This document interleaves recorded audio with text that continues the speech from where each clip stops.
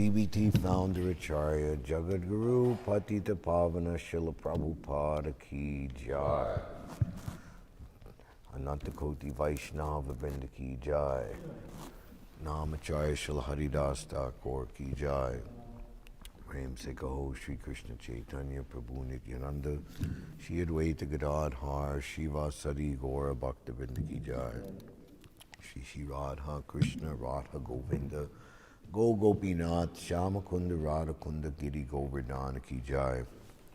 Rajbhumi Vrindavan Dham Ki Jai. Navadvip Mayapur Dham Ki Jai. Jagannath Puri Dham Ki Jai. Gangamaya Munamaya Ki Jai. Bhakti Devi Tulsi Maharani Brinda Devi Ki Jai. Samaveda Bhakta Brinda Ki Jai. Grantaraj Śhrīmad-Bhāgavatam Ki Jai. Yugadharma Shri Harinam Sankirtan Yagna Ki Jai. Priyat Madanga Srila Prabhupada's Transcendental Book Distribution Ki Jai.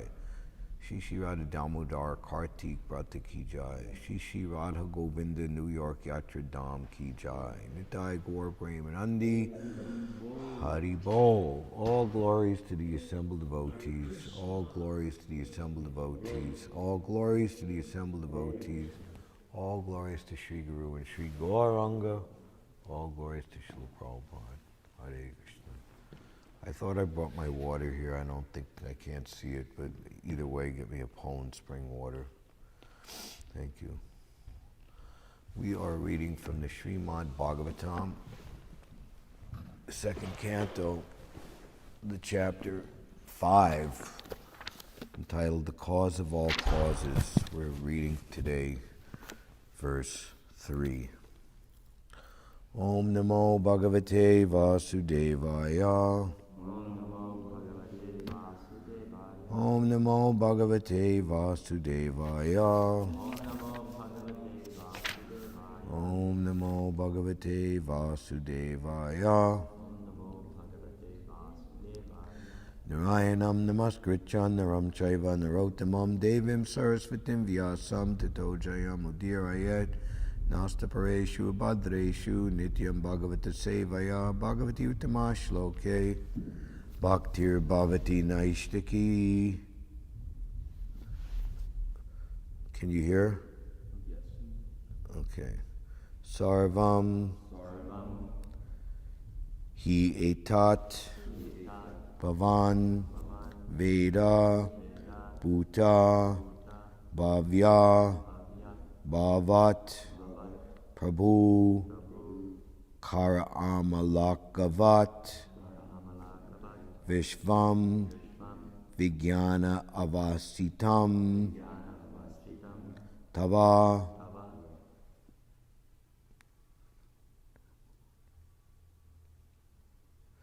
Sarvam Hi Etad Bhavan Veda Bhuta Bhavya Bhavat Prabhu Karamalakavad Visvam Vijnana Vasitam Tava Sarvam Yetad Bhavan Veda Bhuta Bhavya Bhavat Prabhu Karmalakavad Visvam Karamalakavad Visvam Vijnana Vasitam Tava Sarvam Mitad Bhavan Veda Bhuta Bhavya Bhavat Prabhu Karamalakavad Visvam Vijnana Vasitam Tava.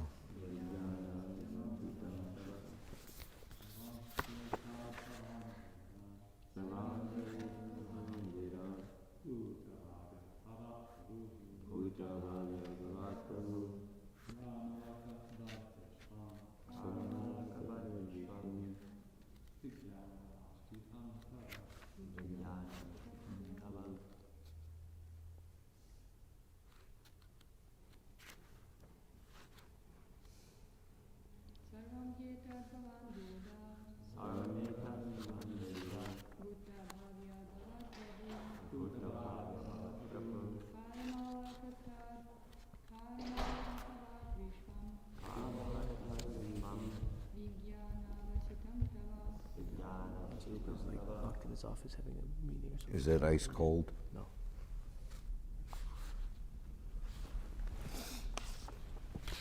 Sarvam, all and everything. He, certainly. Etat, this. Bhavan, your good self. Veda, no. Bhuta, all that is created or born. Bhavya, all that will be created or born. Bhavat, all that is being created. Prabhu, you, the master of everything. Kara amalakavat, just like a walnut within your grip. Visvam, the universe. Vijnana avastitam, within your knowledge scientifically. Tava, your.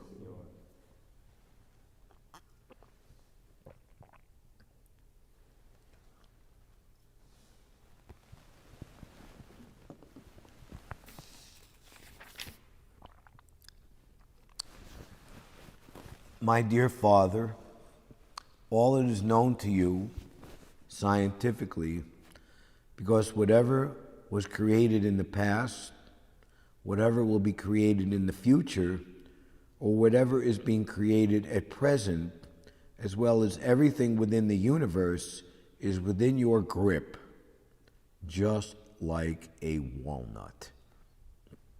Please repeat. My dear Father,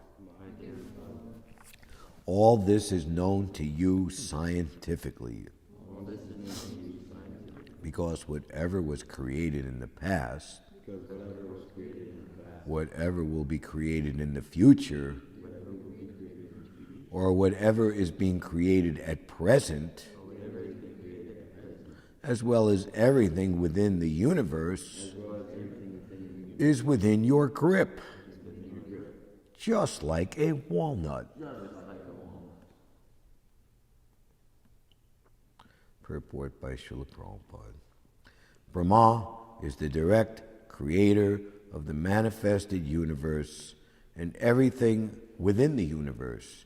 He therefore knows what happened in the past, what will happen in the future, and what is happening at present.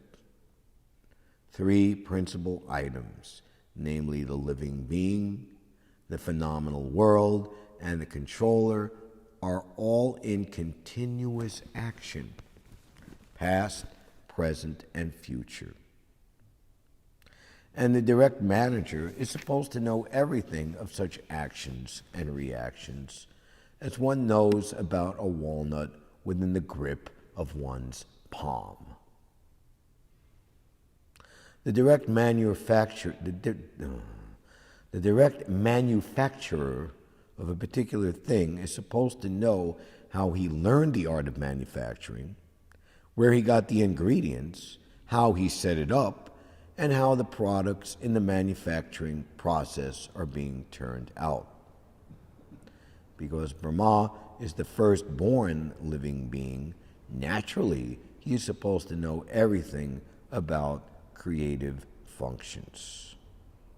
Om Jnana-Nirandasya Jananjana Shalakaya Chakshulmitam Dhyena Tasmai Shri Gurave Namaha Shri Chaitanya Manobishtam Stapitam Yena Bhutale Svayam Rupagada Mayam Didati Svapadantikam Vandeham Shri Guru Shri Yuta Padakamalam Shri Gurun Vaishnavamscha Shri Rupam Sagujatam Sahagana Raghunathan Vidham Nam Sajivam Sadvaitam Savadutam Parijana Sahitam Shri Krishna Chaitanya Devam Shri Radha Krishna Padan Sahagana Lalita Shri Vishakavitam Scha Hey Krishna Karuna Sindhu Dinabandho Jagatpate Gopisha Gopika Kanta Radha Kanta Namostute Jayatam Surito Pangor Mama Manamatergati Matsarvasva Padambojo Radha Madana Mohano Divyad Brindaranya Kalpadrumada, Śrīmad Ratnagara Singha Śrīmad Radha Shilagovinda Devo, Pastalabi Savyamano Smarami, Śrīman Rasa Rasarambi, Mamsi Bhattatatastita, Karshan Venu Svanar Gopir, Gopinatha Shriyestuna, Tapta Kanchana Gaurangi, Radhe Brindavaneshvari, Vishabhanu Sute Devi, Pranamami Hari Priye, Manchakalpatarubhyascha, Kripasindubhya Evacha, Patidanam Bhavanebhyo, Vaishnavebhyo Namo Namaha, Jai Shri Krishna Chaitanya Prabhu Nityananda, Shri Advaita Gadadhar, Shivasadi Gaura Bhakta Brinda, Hare Krishna, Krishna Krishna, Hare Hare, Hare Rama, Rama Rama, Hare Hare.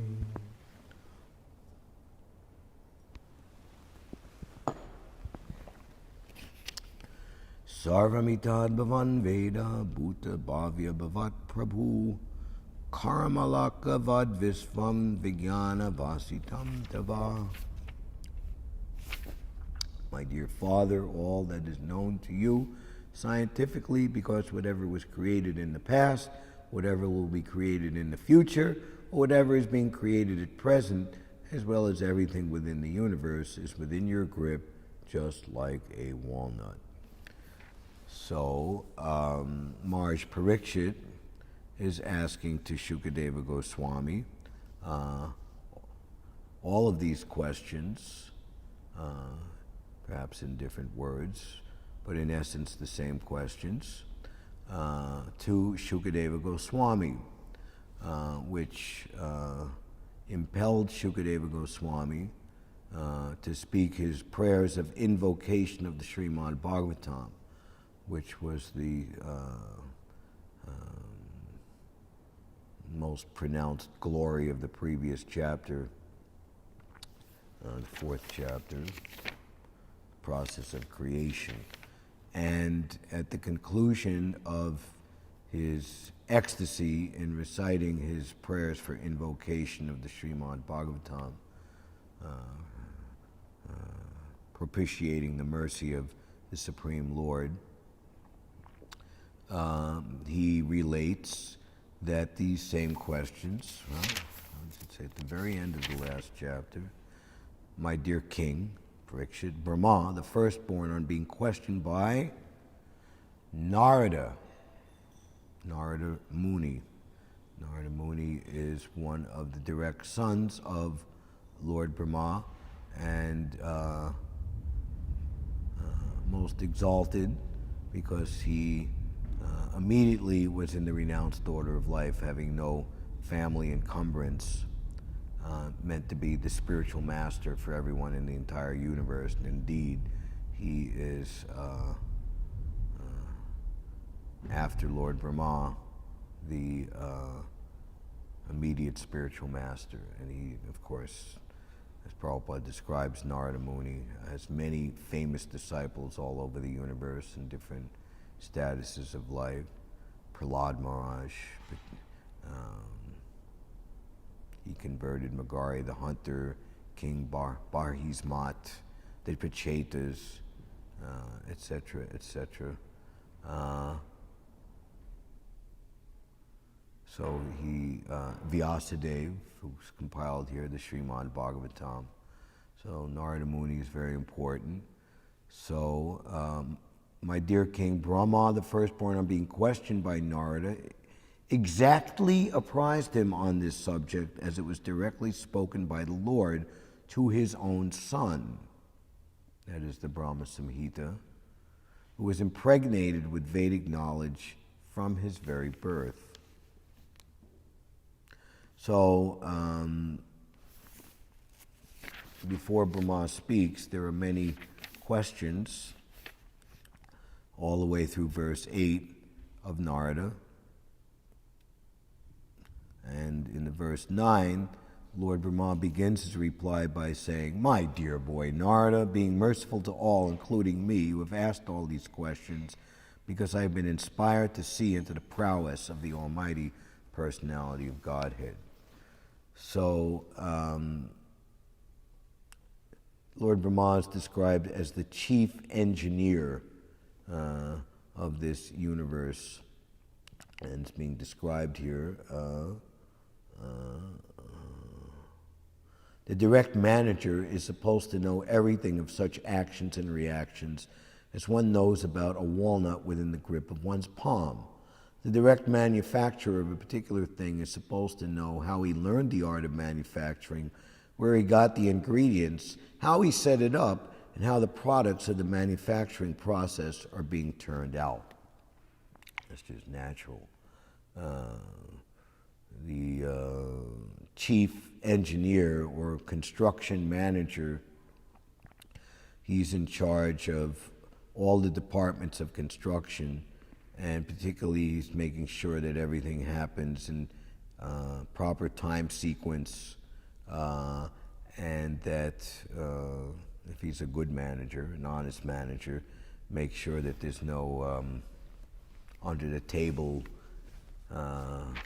grabbing, one for you, one for me, one for you, whoop, two for me, like that.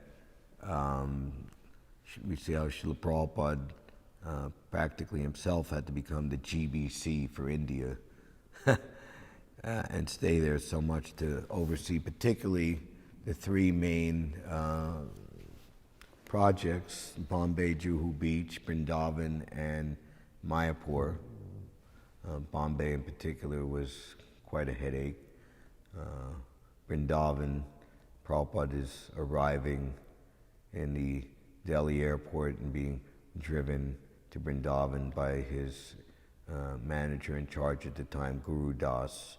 Prabhupada was very, very grave and didn't speak anything for quite some time until well into the drive.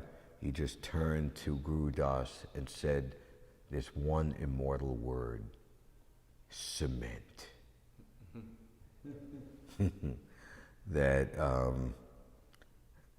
all the different and when getting cement was very difficult, and getting the right quality cement that we wouldn't get cheated. And Prabhupada was in Vrindavan when a shipment came, and he personally oversaw and watched how Guru Dāsa was accounting for every single bag that came off that truck and into their own go-down or warehouse with their own watchman and secure locking system so that nobody would steal.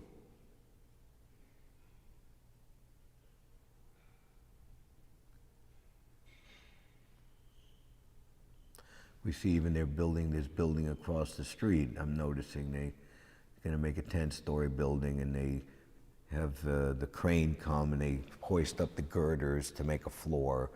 Then they have to bring the cement truck that pumps the next day, that pumps the cement to make the floor.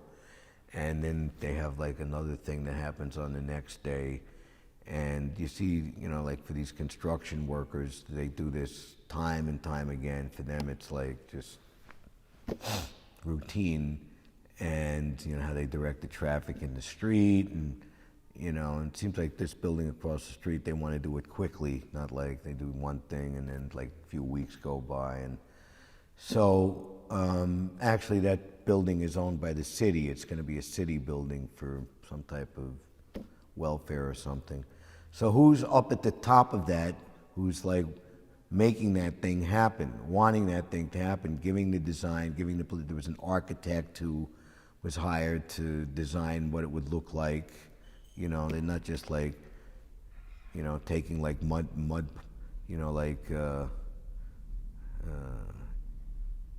taking some mud and just throwing it on a wall like op art, and whatever it turns out, well, that looks pretty cool. They thought very meticulously, every square inch, what it would look like, the materials. And so, and the architect will come and give a design, both with picture, maybe even a model, and show to the financiers, the people who are owning it and in charge of it, what it's going to look like beforehand. The direct manufacturer of a particular thing is supposed to know how he learned the art of manufacturing, where he got the ingredients, how he set it up, and how the products in the manufacturing process are being turned out. Because Brahma is the firstborn living being. And this is also very important, this idea of evolution of species, which is completely ridiculous. It's an evolution of consciousness. And by the Lord's own personal design, that the firstborn living being, Brahma, becomes the engineer for all the other species of life and creating all the different planets, dwelling places, so-called high and low statuses of life, relatively judged. That's Lord Brahma's job. And in terms of understanding how great is Krishna, the Supreme Lord, you will see how Brahma, in here relating to Narada Muni, who at that time is just his young son, he is going to make it very clear that he is simply acting, and whatever seemingly wonderful things he's doing, it is simply by the strength, energy, and direction of Krishna. We see even in the 13th chapter, the 10th canto, Brahma Vimohan Leela, that Lord Brahma becomes bewildered, or he thinks that he can supersede the power of Krishna. He, like Indra in the Govardhan Leela, misunderstood child Krishna of Vrindavan, not understanding that he's actually the Supreme Lord, the source of all Vishnu incarnations, Deva, Jagatpate, etc. And of course, Indra, his bewilderment turned very criminal and violent, wanting to commit genocide on the residents of Vrindavan. But here in the case of Lord Brahma, he wanted to do a little trick, he thought, by stealing away Krishna's young cowherd boyfriends and their calves, just for a moment of his calculation, which was a full solar year on this planet. And he was taught a very good lesson that Krishna, even as a young child, is all cognizant and all knowing, and immediately understood what Brahma was doing and created a complete duplicate set of all the calves and cowherd boyfriends, and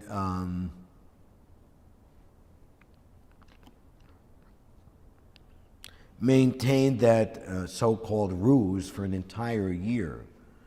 And Lord Brahma completely became bewildered and couldn't even understand what was happening. And then in the next chapter, the 14th chapter, he offers very, very beautiful and meaningful prayers.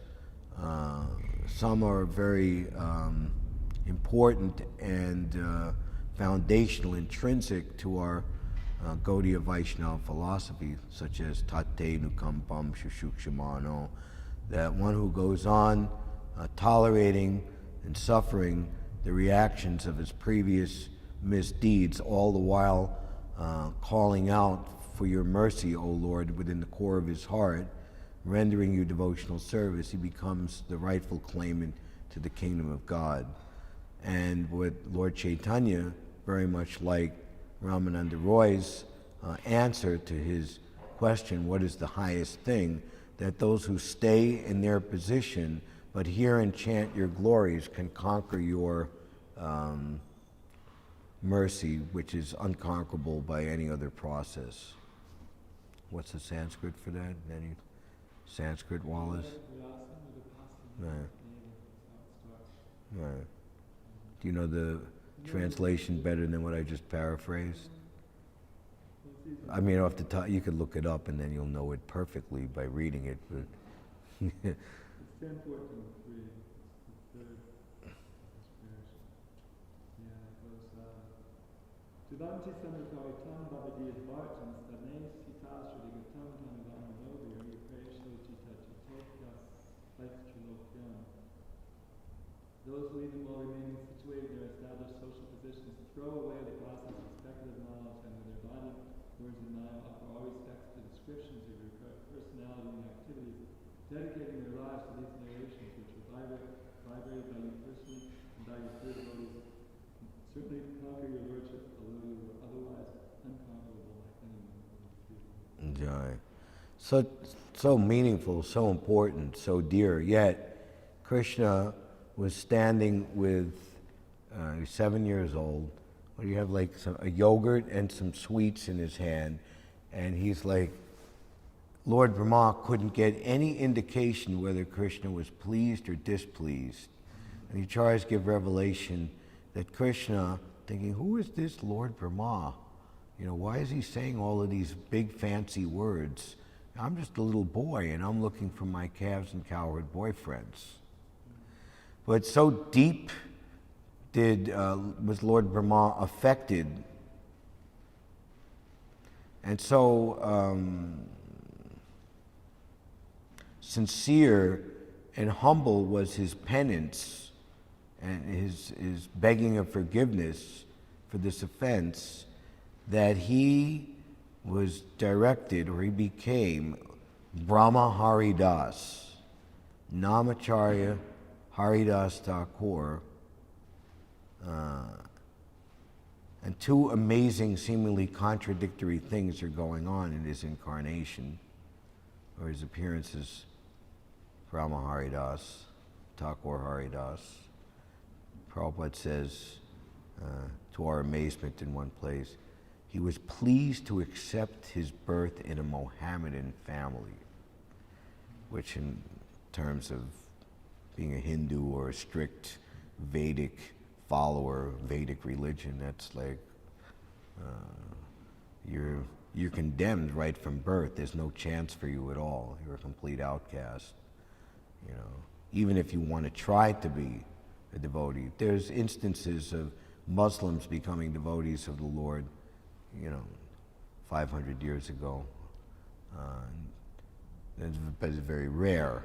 And we see, and Haridas Thakur himself was subjected to the so-called law or rule of the Muslims that if any Muslim converts to Hindu, then he should be killed, he should be executed in heinous and torturous ways, being, I don't even want to say. But at the same time, he was made the dean, Prabhupada says in one place. Who's the dean at the college? What's his position? He's like the big in charge, right? So the dean or authority of the chanting of the holy name, the Yuga Dharma. So we see how Krishna arranges for his devotees to express their ultimate sincerity and overcome all of the reactions to their previous offenses, ultimately to their topmost glory in due course of time. So I'll stop here. Any questions or comments?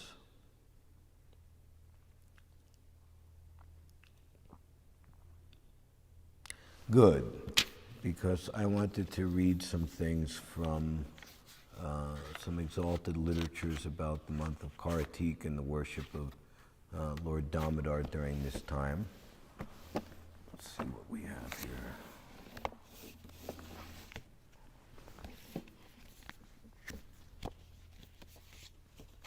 This is a book called Shri Damodar Katha, Shri Radha Damodar Mandir Itihasya. So this was a little booklet made by the Radha Damodar Mandir, and it's describing all the different histories of the deities and the different great personalities who established and kept the temple going. Jiva Goswami's last will and testament is interesting.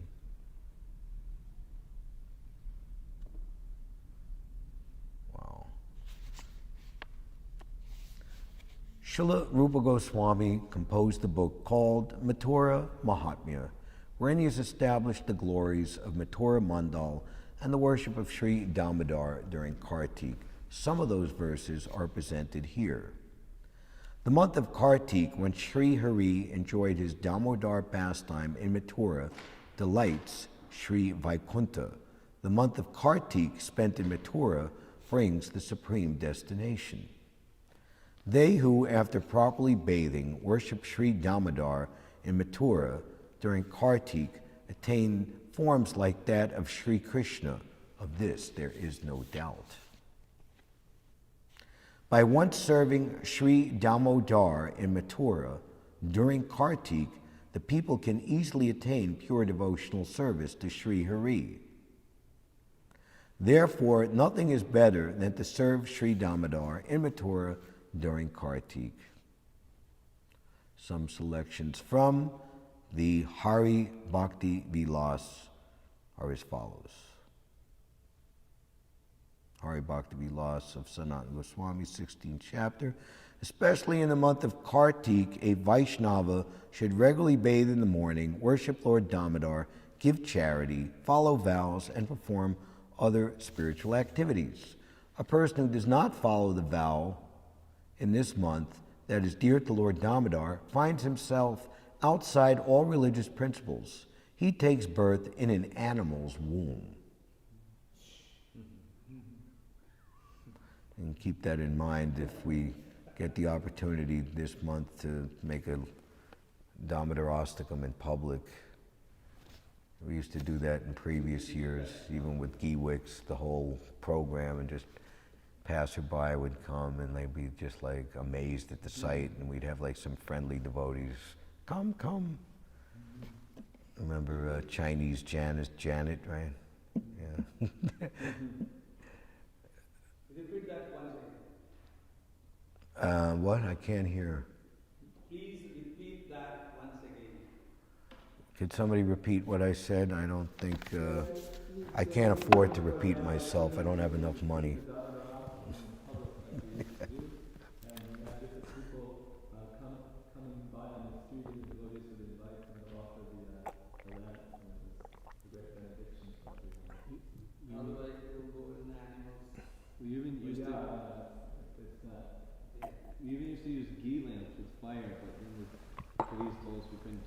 Because we might burn all the cobblestones in the park down, you know. Maybe now they will let us. We don't know this. Right. All holy places, yagnas, residence in Pushkar, Kurukshetra, and the Himalayas, and all giving in charity of a pile of gold like Mount Meru reside in Kartik, Lord Keshava's favorite month. Kartik is the best of months, the most pious of pious deeds, and the most purifying of all that purifies. Kartik is the best of months. Kartik is always dear to the Vaishnavas.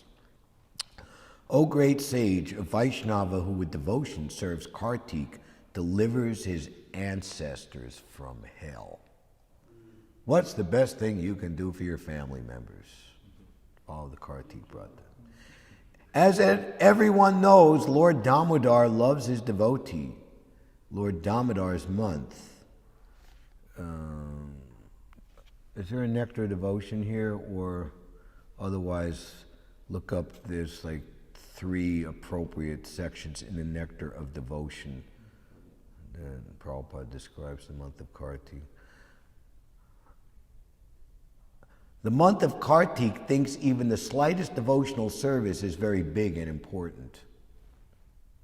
Lord Krishna is pleased by the offering of a single lamp during the month of Kartik. Lord Krishna glorifies anyone who lights a lamp for someone else to offer. There you go. So someone who's assisting all the devotees and guests to get their lamp. Okay, we will suspend this to transfer over here. Similarly, there is a statement in the Padma Purana describing the ritualistic function during the month of Kartik, October, November. During this month in Vrindavan, it is the regulative principle to pray daily to Lord Krishna in his Damodar form. That Damodar form refers to Krishna as in his childhood when he was tied with a rope by his mother Yashoda. Dama means ropes and Udara means the abdomen. So Mother Yashoda, being very disturbed by naughty Krishna, bound him around the abdomen with a rope, and thus Krishna is named Damodar. During the month of Kartik, Damodar is prayed to as follows: My dear Lord, you are the Lord of all, and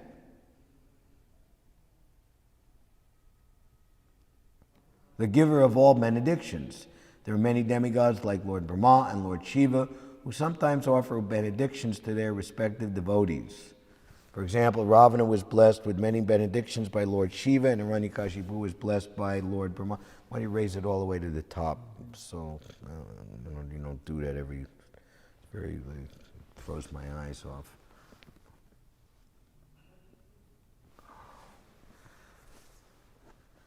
Hiranyakashipu blessed by Lord Brahma. But even Lord Shiva and Lord Brahma depend upon the benedictions of Lord Krishna, and therefore Krishna is addressed as the Lord of all benefactors. As such, Lord Krishna can offer his devotees anything they want, but still the devotee's prayer continues. I do not ask for you for liberation or any material facility up to the point of liberation. What I want as your favor is that I may always think of your form in which I see you now as Damodar. You are so beautiful and attractive that my mind does not want anything besides this wonderful form. In this same prayer, there is another passage in which it is said,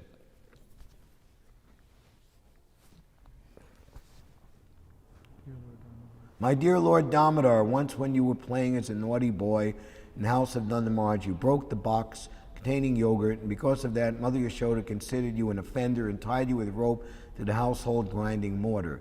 At that time, you delivered the two sons of Kuvera, Nala Kuvara and Manigriva, who were staying there as two Arjuna trees in the yard of Nanda Maharaj.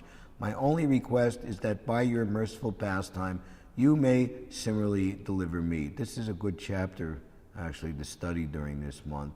And, we're fortunate that Srila Prabhupada translated and purported this chapter in the 10th canto.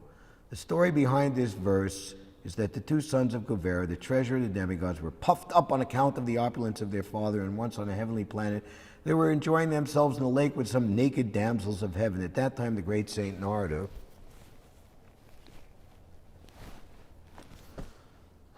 this is why books are better than computers.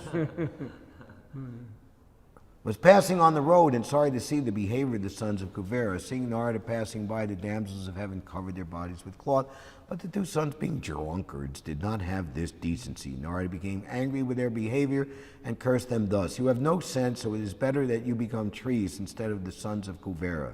Upon hearing this, the boys came to their senses and begged Narada to be pardoned for their offenses. Narada then said, Yes, you shall become trees, Arjuna trees, and you will stand in the courtyard of Nanda Maharaj. But Krishna himself will appear in time as the foster son of Nanda, and he will deliver you. In other words, the curse of Narada, this is the last time I can do this, it really hurts my eyes. In other words, the curse of Narada was a benediction to the sons of Kuvera, because indirectly it was foretold that they would be able to receive the favor of Lord Krishna.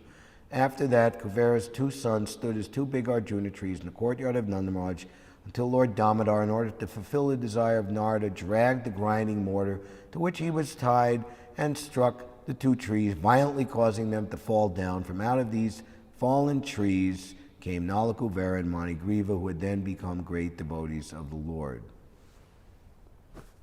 Is more in that, or that's it? There's a simple paragraph in one place which says that about service during the month of Kartik.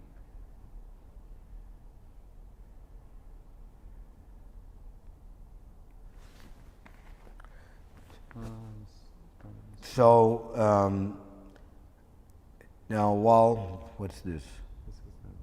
One of the most important of these ceremonial functions is called Urja Brata. It's observed in the month of Kartik, especially in Vrindavan. There is a specific program for temple worship.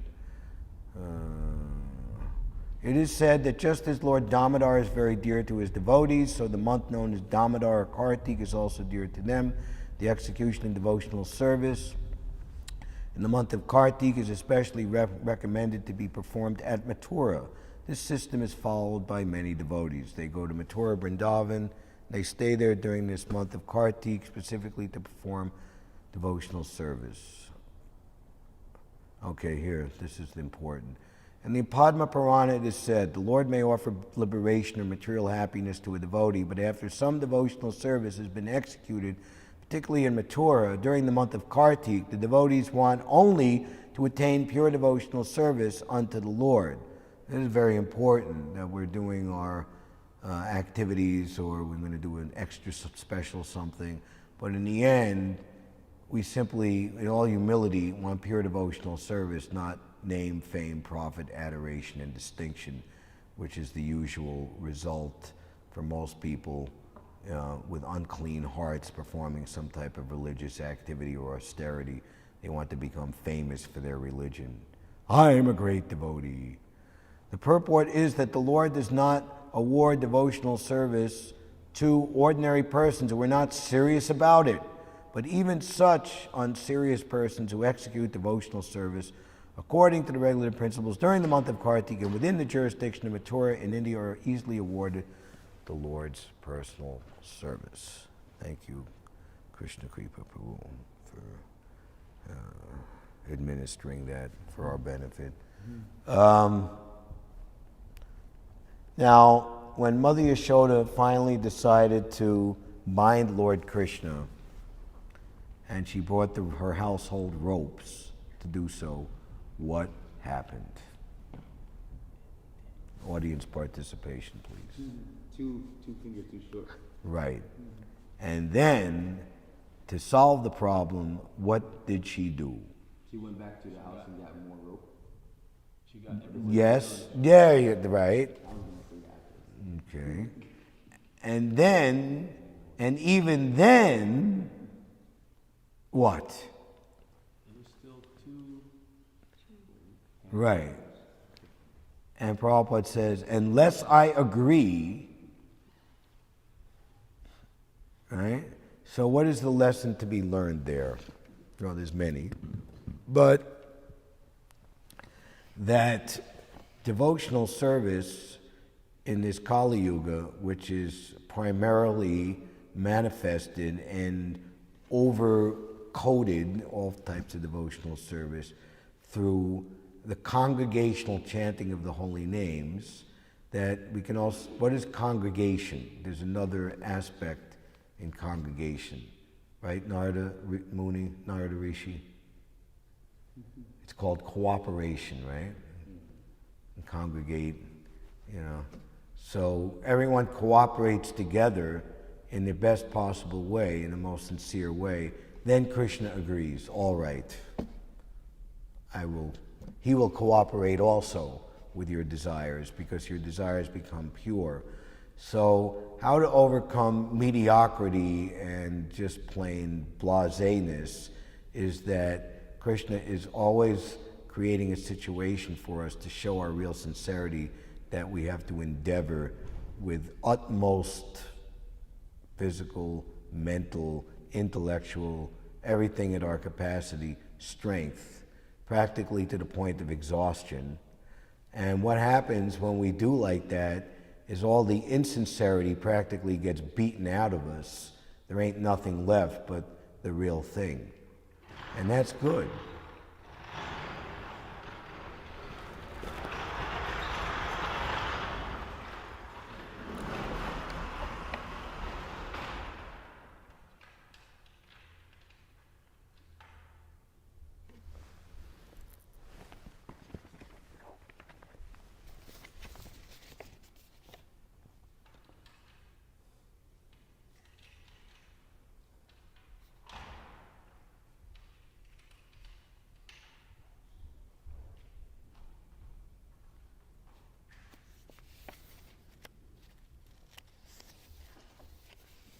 You could read different things. If you do this, then you'll get this result.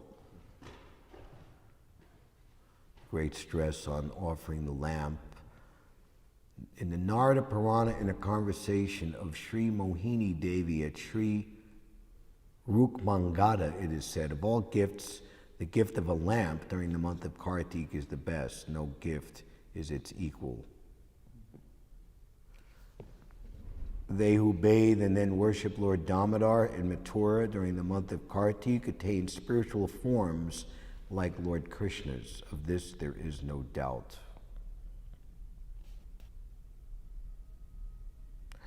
To the devotees who worship him in other places, Lord Krishna gives happiness and liberation, but he does not give devotional service, for devotional service turns him into his devotee's servant.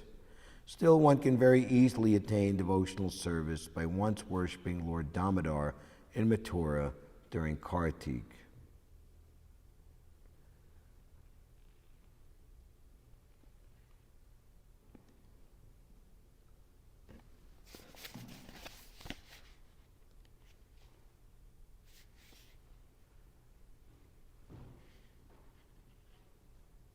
One should regularly recite the prayer called Damodar Astakam, which was spoken by Satyabrata, which attracts Lord Damodar and which describes the worship of Lord Damodar.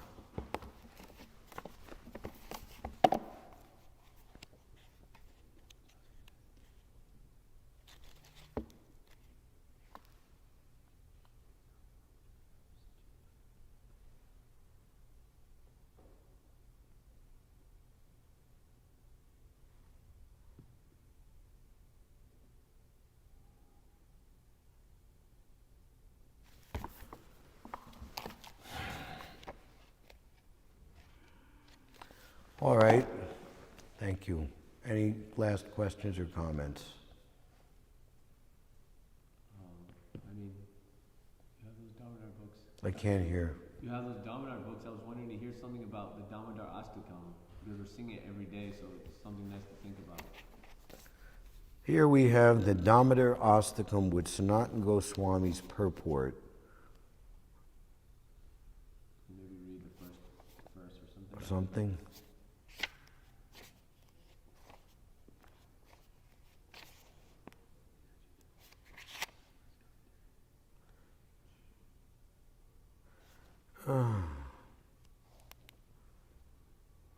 You can study this on your own. It's very technical explanation of all the different things, and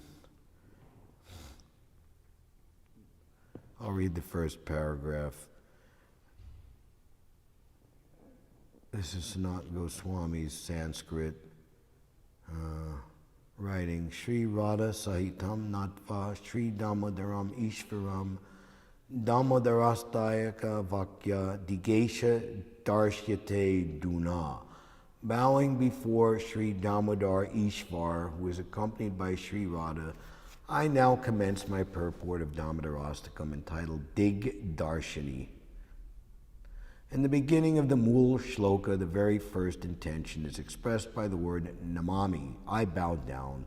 Obeisances are thus offered with love and devotion before commencing the description of the Lord's specific characteristics of excellence that are exhibited by his tattva, rupa, lila, guna, and so forth.